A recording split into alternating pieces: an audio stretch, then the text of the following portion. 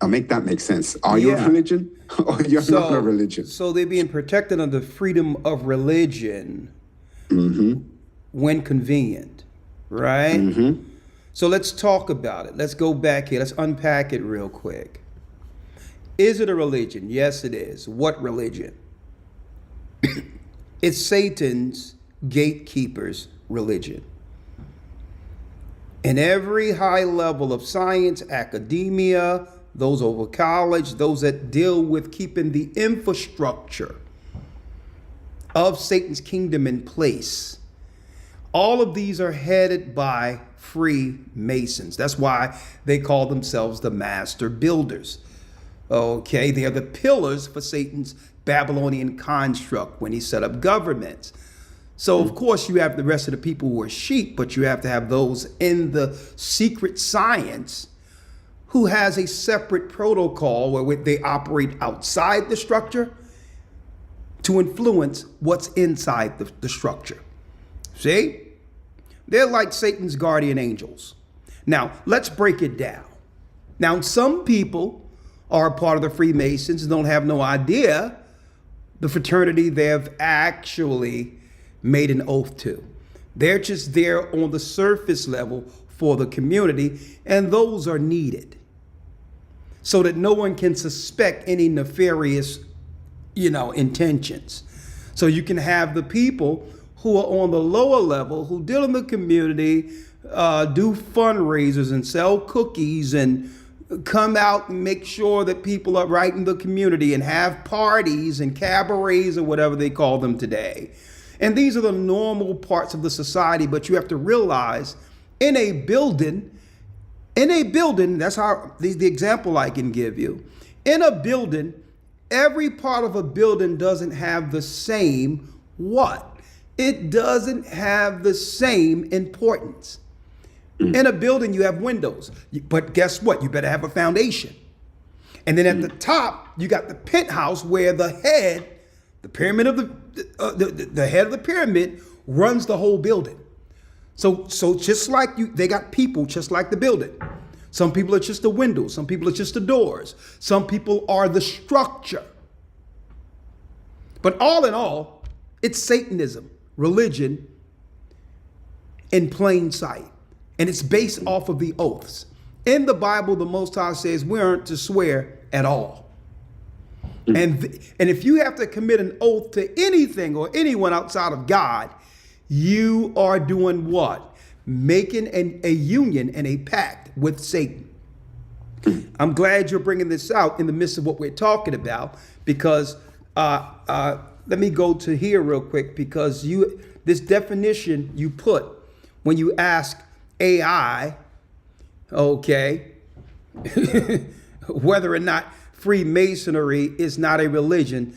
And do AI lie? Absolutely. Yep. AI is a wealth of information, but AI lies. So usually what you find in AI is the structured talking points that were created by the gatekeepers on what to divulge and or what to hide. When you look at this overview, no, Freemason is not a religion, but a fraternal organization that requires members to believe in a supreme being. Well, we don't need a fraternal organization that requires members to believe in a supreme being. Because how do you know this is farce?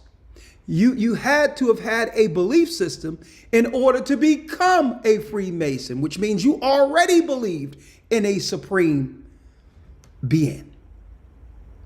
Right? So this supreme being they're talking about here isn't God. Right? Because we didn't need to make an oath to Freemasons to believe in a supreme being, unless it's a different one outside of the God we thought we were serving. Now, here's the key thing that came with this, Elder. I'm glad you put it here. The grand architect of the universe. Now, they do serve the grand architect, but of this world. who had a part in the creation after Christ created him from the beginning in the heavens. So he was there in the original luminaries when Christ created Lucifer in the beginning of creating this universe. So he takes all that knowledge and now he compartmentalized that for a separate construct for himself. His name is Lucifer. And when the Freemasons get up past 33 and up, they find out his name that's called is Yabulon or Jabulon. So when you hear people say Yah, it's Yabulon, it's Satan. Right? Mm-hmm. And it says, and the grand architect of the universe, and encourages personal faith, while prohibiting religious discussions in lodges to unite men of diverse monotheistic backgrounds. It provides moral and ethical teachings. And you know what? That part is correct. There is a moral code that must be what? That must be adhered to, that would seem on the surface ethical. A lot of upstanding men and women who become Eastern stars, witches, have an ethics code or an example with etiquette that most people within our community would look up to.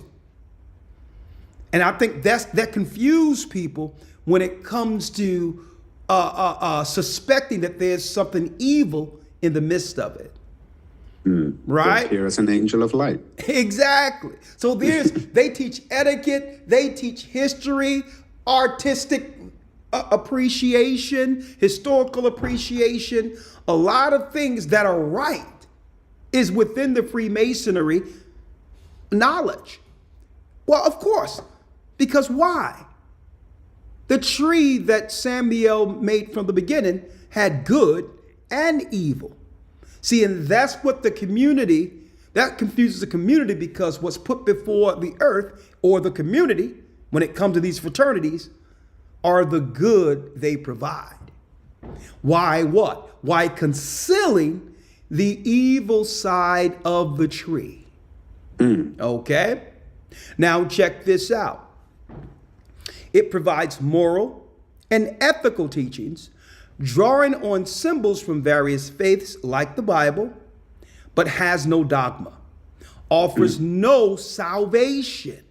Right. So it offers no salvation. Why would a Christian make an oath within this religious fraternity? And isn't a substitute for one's own religion. Why they don't want you to leave your religion? Because you'll take the plan, the secret plan that you learned amongst that fraternity, and you'll have a different objective for the lodge in that particular church, mosque, or what have you, outside of the construct of that particular religious sect, which makes it destructive, because you're coming from an authoritative position with a different agenda, but everyone in your church believe that you're on the same page as the God you serve within that church, mosque, synagogue, whatever it might be. Or police force. Or police force. Now, it is deep that they say it's a fraternity. Well, here's the conflict of interest right here. And why the police are being sued by the Freemasons in London. Why? Because the original police who were set up were Freemasons. The majority, if not 100% of the fraternity came of how the police force was created was directly out of the lodges. That's why they call it the fraternity of police. It wasn't until later they began to let in others, but it was the Irish, Scottish, especially here in the United States, in major cities, they were used as vanguards against the uprising of our people in the community, straight out of the lodges. Before there were black police initiated into the fraternity. When it was segregation, all of the police were Freemasons. And the Freemasons was set up to keep Jacob in check.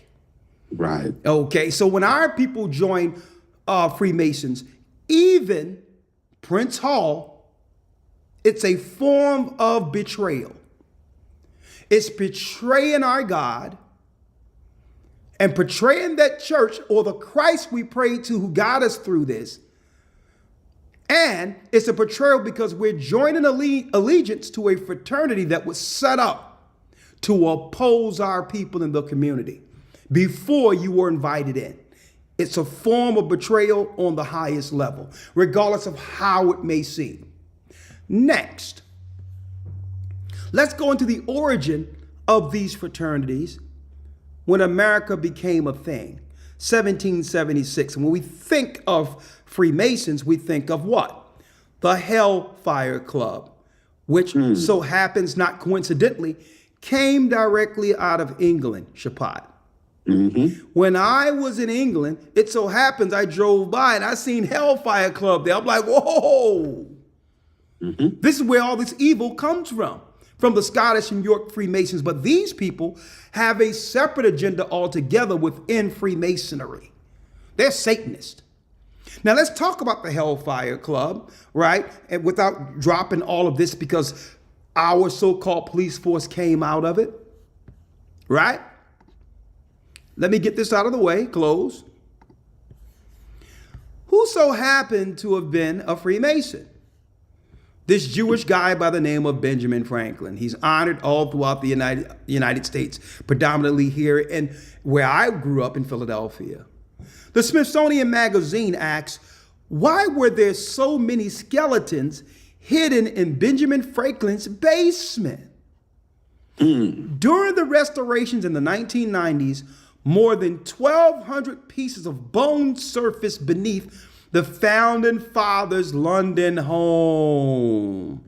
Well, this guy the whole time was sacrificing to Satan as a decorated member of the Hellfire Club. So when they formed the Constitution and created this land we call the United States on paper, Satanists from the fraternity were a part of what? The foundation that the pillars would stand on. Everything we're seeing now was their plan since 1776. And now, at the very end, the Most High said that man of sin shall be revealed. Shall be revealed. Now, the synagogue of Satan, which are the Jewish fraternity of Talmudists, they cannot be hid, and neither can the Freemasons be hid as good doers for society anymore. They're being exposed all together as what? As the vanguard, as the construct that held up Satan's kingdom for centuries in plain sight. Now let's go back to the police now. Right? Let's go back to the police. This is why the police want to sue and say, please don't tell people and out Freemasons anymore, because what? They're being forced to go back and hiding like they were back then during the Hellfire Club, when it was secret, when witches and warlocks feared exposing their true intentions against God's people. This is why they're being driven back in to the closet, to the darkness, the shadows they came out of. But before they do that, they'll implode the whole construct, feeling that they're responsible for upholding it. And if their society cannot be upheld with them being upstanding citizens before the world, they'll rather tear the whole thing down. Now, I'll give it to you now. Right. And speaking of tearing it down, Elder, speaking of tearing it down, what a segue. I've superimposed Albert Pike, unelected. He's not an elected official.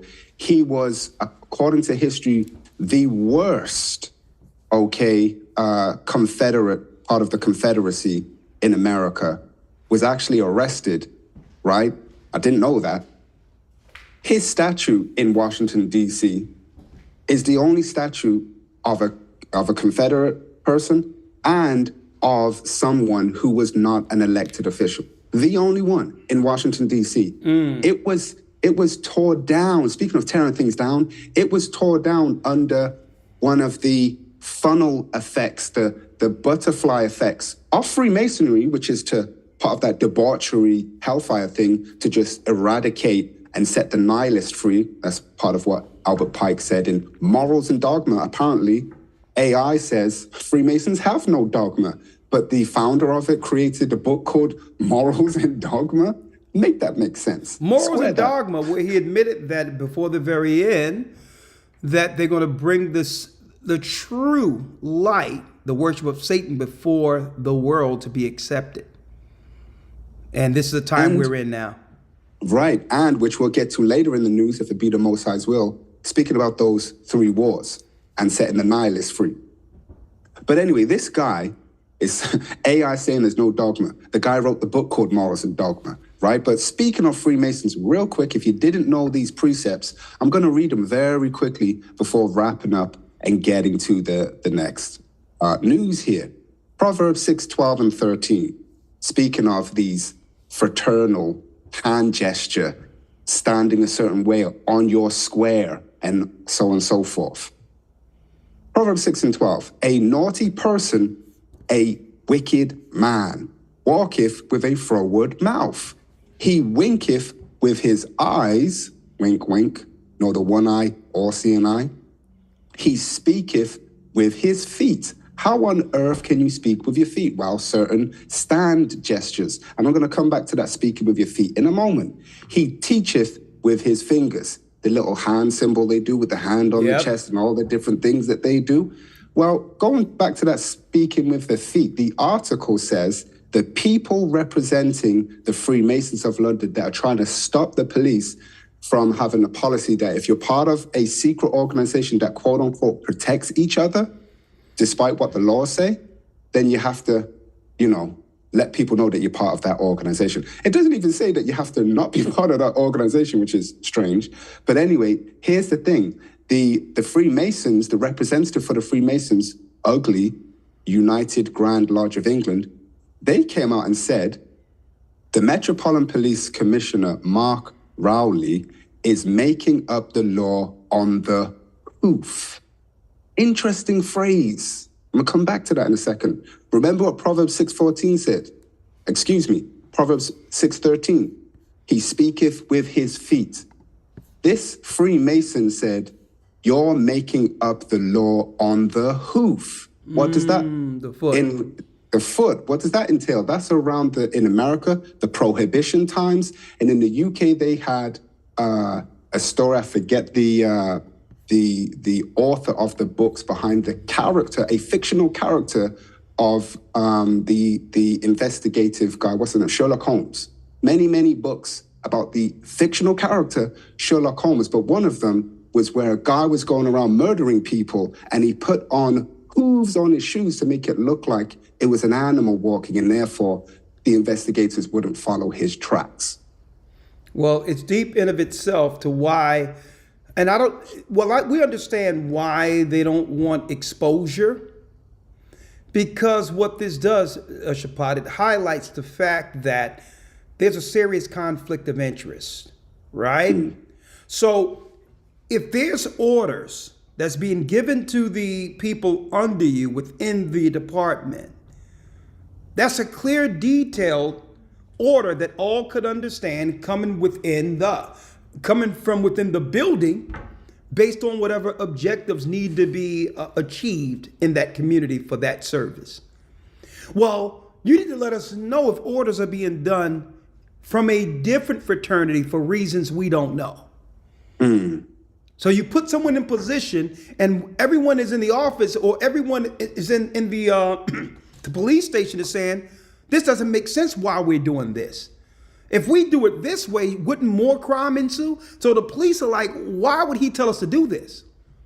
Unless there's a conflict where someone want crime to ensue and want you to stand down, right? So this is why they don't want it exposed, because when there's certain areas they would like to push society, they have to come in and nudge a little bit They got people in place who can help with that. That's a conflict with what their orders should be in any particular service department we're paying our taxes for. They don't want you to know there's an outside influence based on a separate fraternity that could undermine the people who are actually doing the service for the community. They don't want you to know that. They want you to think that all the orders are coming in organically to service the community positively. Well, if it's to help us, why not allow us to know who's who might have a separate objective? If it haven't been harming our people when it comes to the orders coming from the fraternities or Freemasons. So when we see the crime in our communities, when we see the destructive environment that was created, we just can't look at the people. We have to look at what? The police, who was actually paid to protect and serve or to keep order in a community. So obviously, they were what? They're put in position to have society exactly the way it is. Because without chaos and crime, there's no need for police officers. So if there's not enough crime, they'll help generate it.